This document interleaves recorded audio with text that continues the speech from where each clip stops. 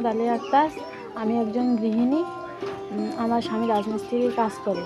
তো একটি দুর্ঘটনায় সে অসুস্থ হয়ে পড়ে এবং আমাদের পরিবার খুব অসহায়। আমার পরিবার চালানোর জন্য সমাজগড়ি ফাউন্ডেশনে আমি কথা বলি।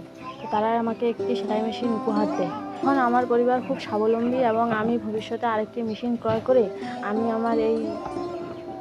আমার ভবিষ্যৎটাকে আমি আরও উজ্জ্বল করতে চাই।